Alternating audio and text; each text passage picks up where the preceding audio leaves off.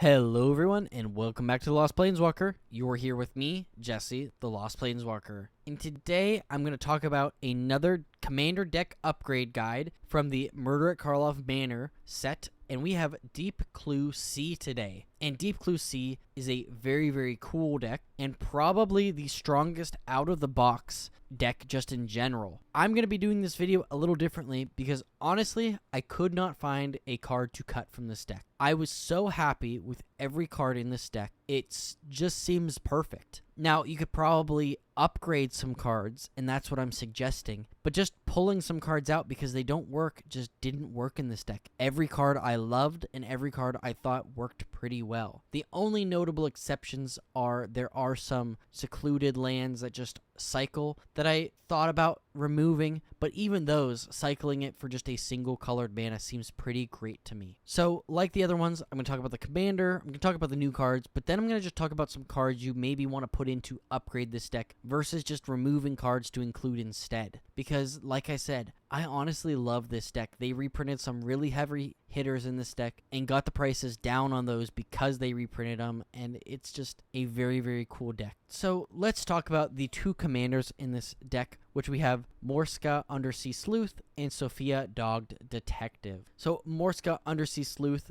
is a Bant or a green, white, and a blue legendary creature, Vidalcan Fish Detective, not a merfolk notably. You have no maximum hand size. At the beginning of your upkeep, you investigate, and whenever you draw your second card each turn, put 2+1/+1 counters on Morska Undersea Sleuth. So a lot of this deck and a lot of the reasons I couldn't really cut anything was because Morska worked so well. Actually, so much better than I thought, because there were so many cards that care about you drawing your second card or making an artifact that she is honestly the perfect commander for this deck.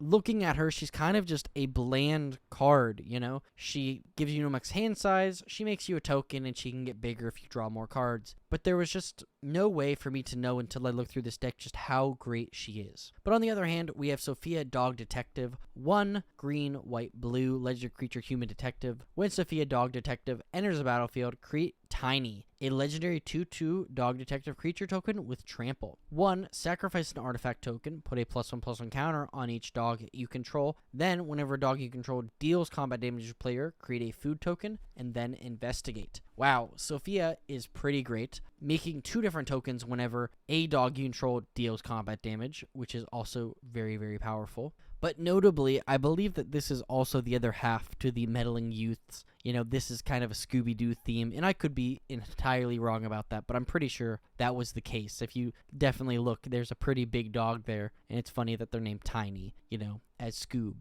But honestly, the only card I could think about cutting from this deck was Sophia, because there aren't any dogs. You know, this is obviously, unlike some of the other cards, co-commanders specifically from the other decks that could work as commanders. Sophia Dog Detective is specifically made to be taken out of this deck and be used somewhere else, because other than Tiny, you know, you're not making other dogs, and they didn't care to include any other dogs in this deck anyways.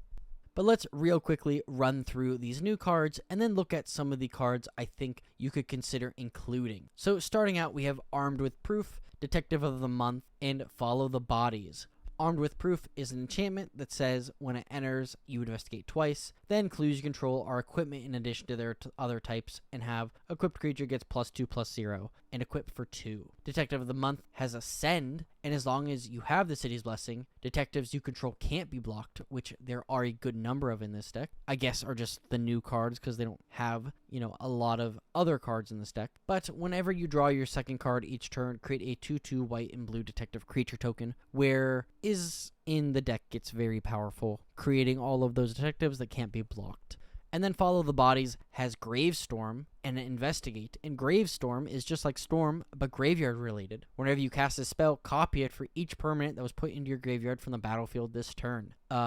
Excuse me, that seems really cool. Not only do you get all those copies, but this would be awesome in a combo deck that just likes to dump stuff in their graveyard and then just get a ton of clue tokens out of it. So next up, we have Innocuous Researcher, Knowledge is Power, and Merchant of Truth. Innocuous Researcher is a creature centaur detective with Parlay. Whenever Innocuous Researcher attacks, each player reveals the top card of their library. For each non-land card revealed this way, you investigate. Then each player draws a card. At the beginning of your end step, you may untap all lands you control. If you do, you can't cast spells until your next turn. A cool effect that maybe you want to use that mana to activate abilities or something. I'm not quite sure, but it seems neat. Knowledge is Power gives all of your creatures +X+X, where X is the number of cards you've drawn this turn, which, if you play one big draw spell, you basically are giving yourself a green-like effect of just buffing up your entire board, and that is quite neat. And then Merchant of Truth is an angel detective that says whenever a non-token creature you control dies, you investigate. And then clues you control have Exalted. And Exalted basically means whenever one creature attacks, it gets +1/+1 for each Exalted trigger. So if you have 10 clues, you can give something +10/+10, which seems like a very cool effect as well. Next up, we have On the Trail, Ransom Note, and Serene Sleuth.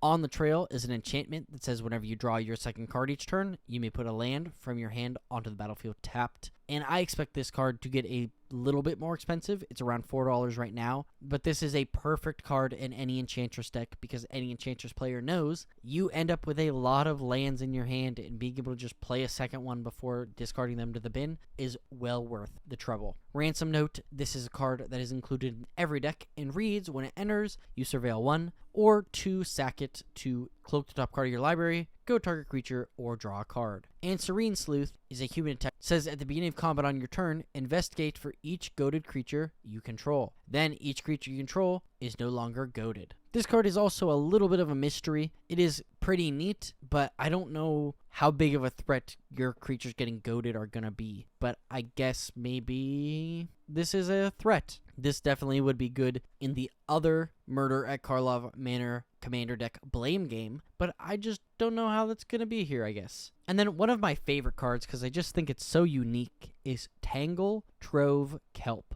This is an artifact creature, clue plant, with Ward 2, and at the beginning of each combat, other clues you control become 6/6 plant creatures in addition to their other types until end of turn. And 2 sack this to draw a card. So it is pretty expensive at 7 mana, but being able to turn all of your clues into 6/6 creatures is preposterous and well worth the cost. And starting out by looking at some of those cards I think you should include, first up we have Token Doubling. Right here, I have Anointed Procession, Mondrak Glory Dominus, Parallel Lives, and Second Harvest. Because what's better than 1 token, 2 tokens? And unfortunately, all these cards, except Second Harvest, are like $30+ each, with Mondrak and Anointed Procession getting up to like $40-50. So I can't really recommend this strategy necessarily because it is just so incredibly expensive. But like I said, if you want to upgrade this deck because it is pretty perfect in my opinion, here are maybe some of the cards you can look at.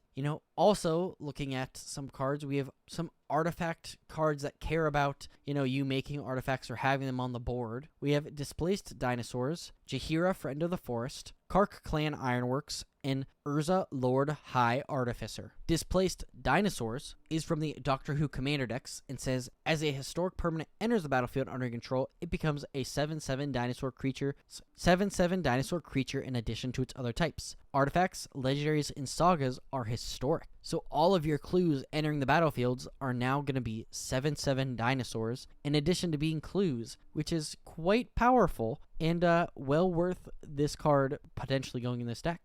Jaheira, Friend of the Forest, says tokens you control have tapped add a green mana, meaning all our clues basically turn into treasures that generate green mana. Kark Clan Ironworks says sack an artifact and add 2 mana to your mana pool, so just like Jaheira, you're creating a ton of mana. And Urza, Lord High Artificer, on the same route, is going to make you a construct, tap an untapped artifact to create a blue. Now all those clues are going to be able to get you stuff from the top of your library after you shuffle it without paying its mana cost using Urza, so potentially getting more game-winning pieces onto the board. And lastly, I just want to talk about some other great additions to this deck that I think are really cool cards from this set and from other sets that are just going to help boost up your board in maybe some other ways, but I just didn't know what to remove to include them. So starting off, we have Alquizit Proft Master Sleuth, Confront the Unknown, and Deduce. So Proft is a legendary human detective with vigilance. When he enters, you investigate, and you pay X white blue, sack a clue, you draw X cards and gain X life. A great way to use some of those clue tokens to gain you a ton of cards and some life, which could be pretty useful as well. Confront the Unknown is a single green instant and says investigate. Then target creature gets +1/+1 until end of turn for each clue you control. You're going to be creating a ton of clues already and have a ton of them on the board, so this could be a card you use to just win the game, which for 1 green mana seems pretty great. And Deduce is an instant that says draw a card and then investigate.